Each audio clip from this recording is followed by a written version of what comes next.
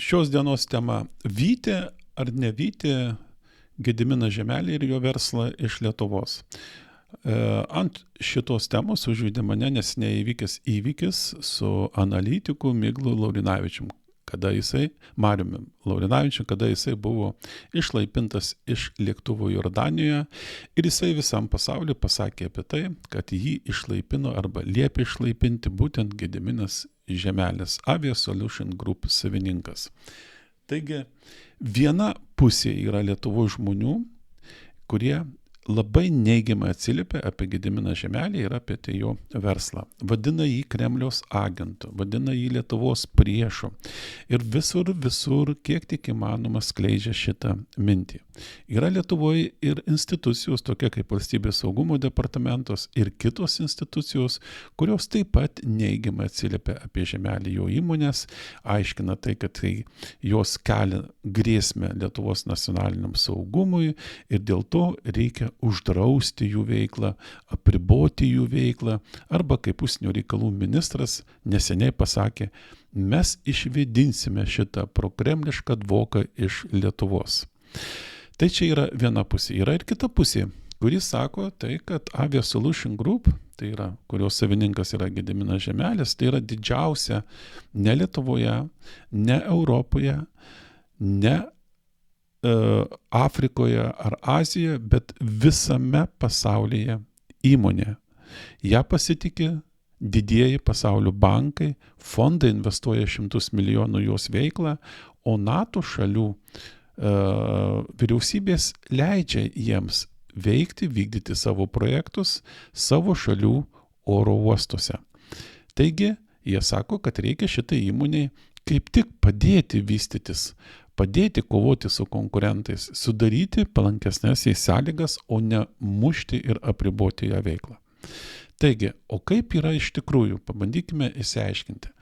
Tai pabandykime pereiti per Gedimino Žiemelio biografiją, pasižiūrėti į tuos dalykus, kuriuos aš atrinkau, tai tokie daugiau parodys kaip iš neigiamos pusės ir įvertinti tai, ar iš tikrųjų reikia išvedinti, kaip sako užsienio reikalų ministras, buvęs saugumietis Budrys, iš Lietuvos Žiemelį ir jo verslo grupę. Na, pirmas dalykas, tai ką aš atkreipiau dėmesį, tai jo tėvą. Jo tėvas yra susijęs su konservatoriais. Jisai ir buvo vienas iš tų kūrėjų, kurie kūrė konservatorius. Nuo šitos partijos jis buvo deleguotas į vidaus reikalų ministrus 1996 metais ir 1999 metais. Taip pat jisai 2 kartus pasišalino šitos partijos. Vieną kartą jisai buvo pašalintas iš jos, vadovybės partijos, tai pašalintas ir iš ministro pareigų, ir iš pačios partijos. Vėliau jisai sugrįžo ir jisai vėlgi buvo gana ilgai toj partijoje ir vėl buvo konservatorių partijos pašalintas. Tiksliau, jisai pats pasitraukė, kadangi jau buvo įvykę gana stiprus nesusitarimai. Bet kas mums yra svarbu čia?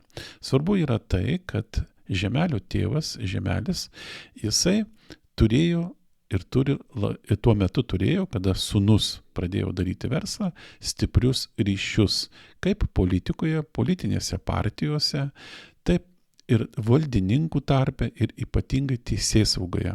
Teisėsaugoje tai reiškia, turėjo ir teismuose, ir policijoje, ir visose kitose struktūrose, nes jisai vadovavo tuo metu gana nemažą laiką vidaus reikalų ministerijai. Tai yra svarbus veiksnys ir svarbus momentas, į kurį mums reikia atkreipti dėmesį.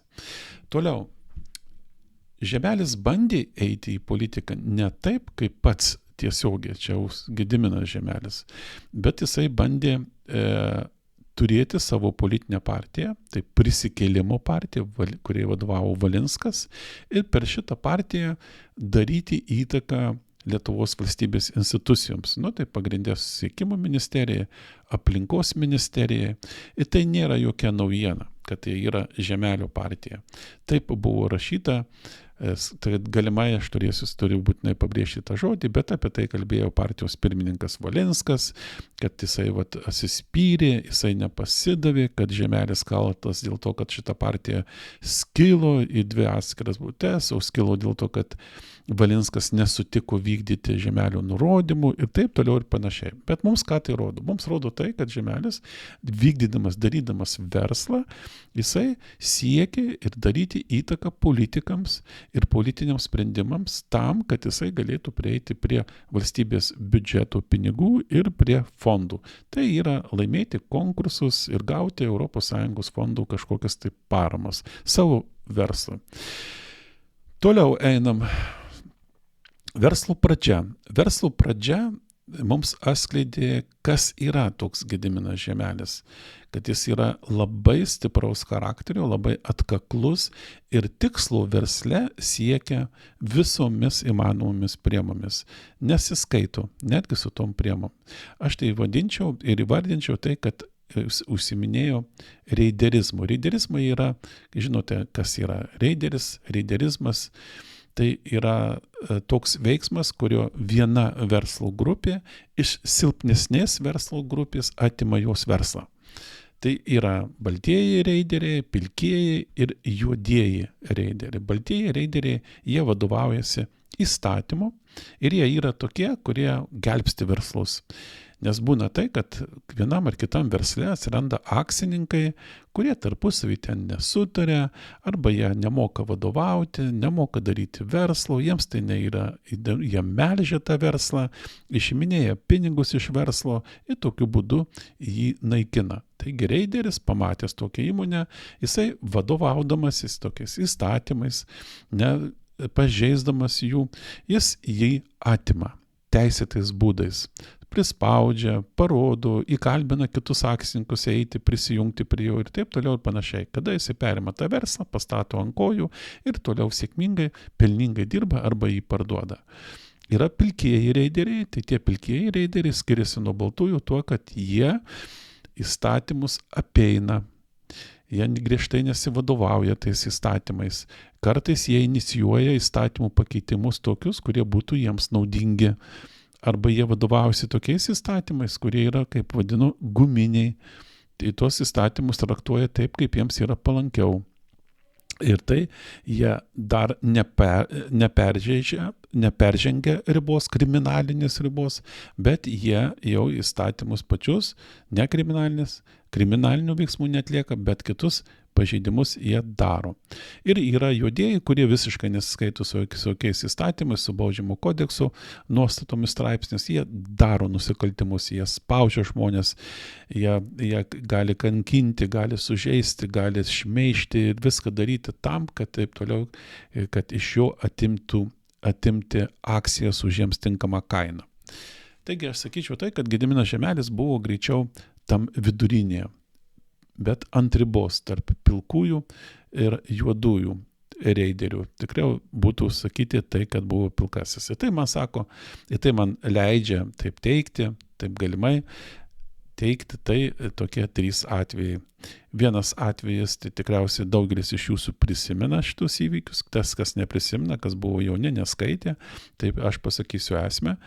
Žemelio įmonė supirkinėjo žemės ūkio pajus iš pajininkų, nes tuos pajus buvo įsigiję žmonės, kurie anksčiau dirbo kolūkiuose ir taip toliau. Ir tie žmonės, kurie nesutikdavo parduoti pajus, juos pradėjo spausti. Netgi būdavo tokių dalykų, kad naktimis atvažiuodavo lengvi automobiliai, važinėdavo po kaimą ir šviesdavo tiem žmonėms tiesiai į langus su stipriu žibintu. Toks spaudimas. Aišku, spaudimai buvo ir kiti, tiesioginiai pokalbiai, vieši, per spaudą ir taip toliau, kol žmogus sutikdavo parduoti pajus, kada parduodavo, tada perimdavo valdymą tos žemės ūkio ir visas žemės, visą turtą, koks ten yra, būtent Žemelio kompanija. Antras dalykas, tai buvo irgi tokios įmonės, gerai neatsimenu, bet jinai gerai paieškojus, tai yra. Galima rasti internete, tai, kad buvo sovietiniais laikais čia kažkur tai Vilniuje įstaiga, įmonė, kuri užsiėmė kažką tai gamino, bet esmė ne tame, ką jinai gamino, ką jinai veikė, esmė tame, kad jinai turėjo labai rimtą, brangų nekilnojamą turtą, tai pastatus labai geroje vietoje. Ir be abejo, kada buvo pastebėta šitas dalykas, tai pastebėta tai, kad šitas akcijas, kadangi vadovas tuo metu buvo žmogus geros širdies, jisai įsigijo didžiausią kiekį akcijų, jo pavaduotojai įsigijo po kelias akcijos ir jisai leido įsigyti darbininkams akcijas. Tačiau iš šitų darbininkų prisipirko Žemelio kompanijos tas akcijas, jis pradėjo spausti pagrindinį akcininką ir jisai tuo metu vadovavo su savo sūnum, spaudė iki tokio lygio, kad tėvas gulėjo gana ilgai ligoninėje, buvo pradėti jo atžvilgiu ikiteisminiai tyrimai, buvo pradėti teisminiai įvairūs ginčiai dėl įvairių dalykų, buvo pradėta spaudoje rašyti įvairūs straipsniai, koks jisai negeras, koks jis ten padarė, aną padarė, į tokius nusikaltimus galbūt padarė ir taip toliau. Vienu žodžiu, spaudimas iš visų pusių, jisai baigėsi tuo, kad buvo šita įmonė perimta. Ir be abejo, pati įmonė, jos veikla, matyt, buvo nutraukta, aš dabar tiksliai negaliu pasakyti, bet pastatai tie brangus pasiliko. Ir trečias, tai buvo bandymas, bet nepasisekė jiems perimti iš tos įmonės, tai Alkesta kelių tiesimo tokia įmonė, uždara akcinė bendrovė, turėjau savo akcininkus, vienas akcininkas buvo jau garbingo amžiaus žmogus ir tada susilaukė labai stipraus spaudimo, tas spaudimas vyko vos ne metus laiko, vėlgi tai buvo panaudotos ir teisėsaugos struktūros, ikiteisminiai tyrimai, teismai begaliniai, šmeižtas arba aprašymai neigiamos informacijos buvo spaudoje rašoma, spaudimai tiesioginiai, pokalbiai nuolatiniai, grasinimai nuolatiniai ir taip toliau. Ir žmogus vos nepalūžo, vos nepardavė savo akcijų, bet kažkaip tai pavyko išsigelbėti. Išsigelbėti, kaip rašo, tai pavyko dėl to, kad šitą žaidimą, šitą kovą į Alkestos pusės įstojo kita verslo grupė, ne ką menkesnė, galbūt tuo metu turtingesnė ir galingesnė ir tokiu būdu išgelbėjo Alkestą nuo jos perėmimo. Tai būtent šita verslo pradžia įrodo tai, kad Gediminas Žemelis, kaip ir sakiau, yra toks, kuris siekiantis tikslo, atkakliai siekiantis tikslo ir nelabai skaitantis su priemonėmis. Dabar toliau. Ryšiai Rusijoje labai svarbu, nes šitą dalyką pabrėžia saugumas ir pabrėžia visi tie, kurie jį kaltina. Jį kaltina tuo, kad jisai palaiko ryšius su Rusijos verslininkais ir ypatingai oligarchais, kurie priklauso Kremliaus arba Putino aplinkai. Jį kaltina tuo, kad jisai laimėjo konkursą ir jo projektas laimėjo konkursą ir jisai kartu su kitu oligarchu statė Maskvoje Žukovo oro uostą ir jį pastatė tą oro uostą, vėliau akcijas pardavė. Jį kaltina ir dėl to ir prašo jo paaiškinti, pasiaiškinimo, kad jisai kartu su Rusijos vyriausybės delegacija ir Rusijos verslininkais vyko ten kažkelintais metais į Kiniją susitikti su kitais verslininkais, bankininkais, kalbėtis dėl finansavimo, dėl įvairių verslo projektų. Tipo, tu jiems artimas, tu su jais susijęs, tu koksai žiūrėk esi ten prorusiškas, rusų verslininkas ir taip toliau. Ir štai čia tavo didžioji yra kaltė. Apie tuos ryšius mes pakalbėsim truputį dar vėliau. Ir kitas, kas svarbus dalykas, kurį reikia pabrėžti, kalbant apie tai, kas iš tikrųjų yra Žemelis, tai yra Valstybės saugumo departamento išvada. Išvada tai, kad Žemelis, jo verslo įmonės kelia grėsmę nacionaliniu saugumui. Būtent šitos saugumo departamento išvados pagrindų 2015 metais Žemelio bendrovės negalėjo, nuo to laiko negali dalyvauti konkursuose, kuriuose dalyvauja NATO, kurios organizuoja NATO struktūrą arba su NATO struktūrom susijus kitos struktūros. 2017 metais buvo uždrausta Žemelio įmonėms vykdyti veiklą, neveikti plėtrą Šiaulių ir Vilniaus oro uostuose. 2021 metais buvo uždrausta plėtra Vilniaus oro uoste. Vienu žodžiu, visas tas dalykas nuo 2015 metų vyksta iki šių dienų, kada užsienio reikalų ministras Budrys, buvęs užsienio reikalų ministras, buvęs saugumo darbuotojas, generalinio direktoriaus pavaduotojas, matyt pats prisidėjęs prie šitų pažymų rašymo, sako, kad žemelį, tai jis kaip pavadino, kad šitą prokremlišką dvoką reikia išvedinti iš Lietuvos. Tai vat tas vėdinimas vyksta nuo 2015 metų. Dabargi paimkime svarstyklės. Vienoje pusėje paguldykime politikus, žurnalistus, saugumą ir visus tuos, kurie yra prieš žemelį ir visus tuos įtarimus, kurie yra mesti žemeliui ir jo verslo įmonėms. Ir kitoje pusėje padėkime žemelio įmonę Avia Solution Group. Tai yra svarstyklės viena pusė ir kita pusė. Dabar toj pusė, kur yra politikai, žurnalistai, VSD, kurie kaltina jį ryšiais su Rusija. Kas čia yra labai svarbu? Čia reikia pažymėti keletą dalykų. Tai pirmas.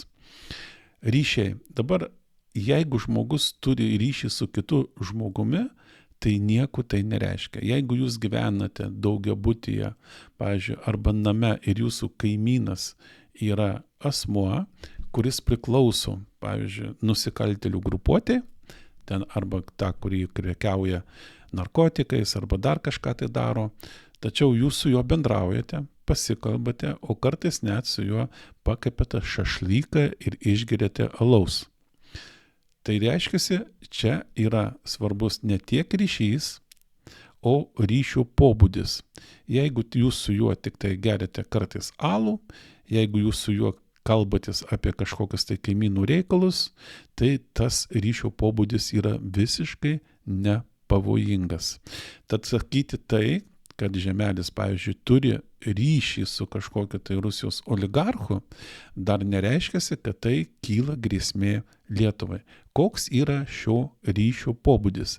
Jeigu tas oligarchas žemelis sako veikti prieš Lietuvos interesus, kenkti Lietuvai, daryti tą ir aną, ten bandyti gauti slaptą informaciją kažkokią tai apie kariuomenės išdėstymą, apie saugumo veiklą ir taip toliau ir panašiai, kompromituoti vadovus, tai tuo metu būtų viskas aišku. Ir ryšio pobūdis, jisai iš tikrųjų yra toks, kad kenkia Lietuvai. Tačiau apie ryšio pobūdį niekur nėra informacijos. Yra informacija tik apie tai, kad jisai turi ryšių Rusijoje su oligarchais. Baltarusijoje jisai su kitais akcininkais iš kitų valstybių pasaulio pastatė farmacijos gamyklą.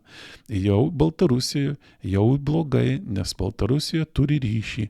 O koks to ryšio pobūdis? Toliau saugumas matyt, nei visi kiti toliau už šito žingsnio nenueina, už šitos ribos neperžengia. Nes čia yra sunku įrodyti ir nėra taip paprasta. Antras dalykas, ką čia noriu pabrėžti apie šitą svarstyklių pusę, tai kad valstybės saugumo departamento pažymos dažnai būna politizuotos, kadangi pati įstaiga yra politizuota. Ir dėl to jos išvadomis negalima pilnai pasitikėti, reiškia, negalima priimti labai svarbių sprendimų, tokių sprendimų, kurie Lietuvai galėtų padaryti žalą. Ką aš sakau? Pavyzdžiui, toks pavyzdys. Pažyma, kuri buvo parašyta apie tai, kad Rusija ruošiasi pulti Lietuvos prezidentę Grybauskaitę ir nenori, kad Grybauskaitė dalyvauti kitoje prezidento rinkimus, kitoje prezidento kadencijoje. Tokiu būdu buvo parašyta sukurpta pažyma, jinai buvo pristatyta ir galų gale pasirodė, kad ten, kas yra parašyta, tai nieko tenais taip ir neįvyko, niekas nieko nepuolė, tai buvo politizuota sprendimas. Kitas pavyzdys, tai buvo parašyta pažyma prieš Paksą. Ja Laurinkus, tuometinis generalinis direktorius, perskaitė Seime, ir tame buvo mesti labai rimti kaltinimai Lietuvos prezidentui. Kaltinimai apie jo ryšius. Ir vėlgi ryšius, bet ne ryšių pobūdį, su tarptautinė nusikaltėlių grupuotė. Kikiašvili tokie, jeigu pamenate.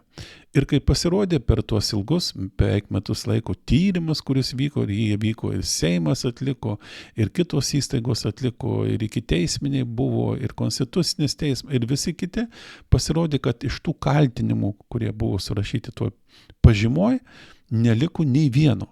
Nei vienas nepasitvirtino. Ir tai, ką mums sako. Mums sako tai, kad tai buvo politizuota pažyma. Tad, kad aklai tikėti tai, kas yra parašyta, negalima. O ir tuo labiau negalima aklai priimti sprendimų. Na ir žurnalistai, analitikai, politologai, kurie neigiamai kalba ir neigiamai, tai iš karto matosi tai, kad jie pagrindę nelabai vadovaujasi logika, argumentais, jie daugiau vadovaujasi tokia propagavimu, yra suinteresuoti skleisti šitą žinią. Ir netgi kas yra pats baisiausias mano manimų dalykas, tai yra tai, kad kada Žemelis pradėjo verslą Suomijoje ir Suomijos oro uostuose, žurnalistai skambino į Lietuvą ir klausė, nes jie buvo paskaitę matyti Lietuvos žiniasklaidą, kas yra toks Žemelis ir kokio jo verslo grupė, nes jie kelia grėsmę Lietuvos nacionaliniam saugumui. Ir jiems tas pats Marius Laurinavičius sakė, kad tai yra baisus žmogus, prokremliškas, Kremliaus agentas ir taip toliau ir panašiai. Ir vienu žodžiu, jisai pylė purvą, kaip ir visi kiti žurnalistai, suomių žurnalistams, o tie suomių žurnalistai rašė straipsnį apie tai, kad koks blogas yra Žemelis.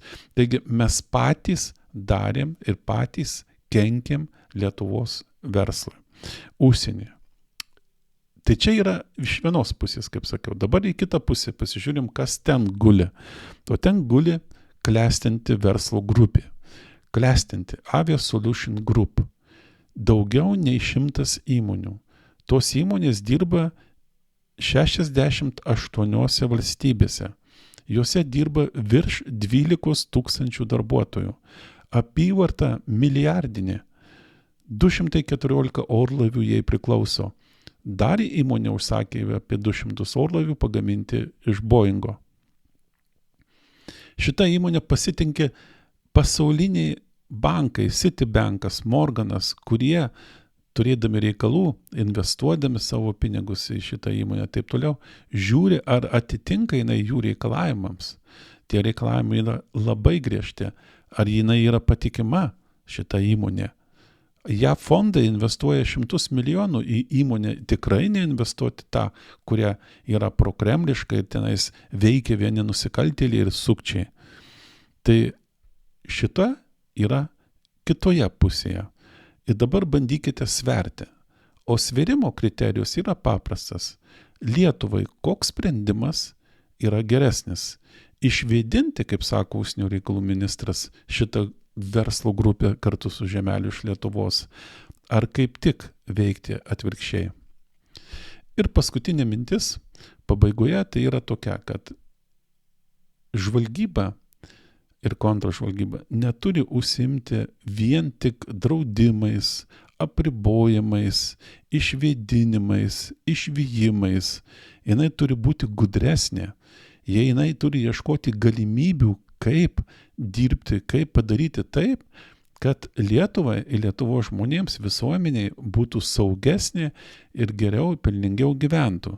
Reiškia, žvalgyba turi ieškoti galimybių ir jas išnaudoti. O jūs dabar įsivaizduokite įmonę, verslo grupė, kuri turi virš 100 įmonių 68 valstybėse. Kokias žvalgybinės galimybės jinai gali suteikti? Ką jinai gali papasakoti, kokią informaciją per ją galima surinkti, kokius veiksmus tą galima padaryti. Tai yra beribės galimybės. Tai kodėl jų neišnaudot, kodėl apriboti ir vėdinti? Kvailas sprendimas, mano manymu, tikrai yra kvailas. Jeigu pamatytų, kad, pavyzdžiui, šita verslo grupė, kažkokie tai jų žmonės atskiria, arba pats Gediminas Žemelis pradeda veikti, tai yra jau daro nusikaltimą pagal mūsų baudžiamo bylą kodeksą, tai tada suimkit, areštuokit ir viskas. Stebėkit, žiūrėkit, bet ne taip veikti, kaip veikia dabar. Ir dabar pabaigai dar noriu pasakyti tai, kad, pavyzdžiui, kaip amerikiečių dirba žvalgyba ir CŽV ir kontražvalgyba Federalinių tyrimų biuras, jie padeda savo šalies įmonėms veikti užsienyje, kovoti su konkurentais pasaulinėje rinkoje. Jie padeda joms, jie saugo jas nuo konkurentų, smūgių ir taip toliau. Jie padeda jiems informaciją, konsultacijomis ir kitais dalykais, o ne vėdina ir neveja iš savęs. Jūs patys pagalvokit, stambiausia pasaulyje, didžiausia pasaulyje aviacijos srityje įmonė, mes savo rankomis vejame iš savo valstybės, o neieškome galimybių, kaip ją panaudoti mūsų valstybės naudai. Tai va, ačiū uždėmesi.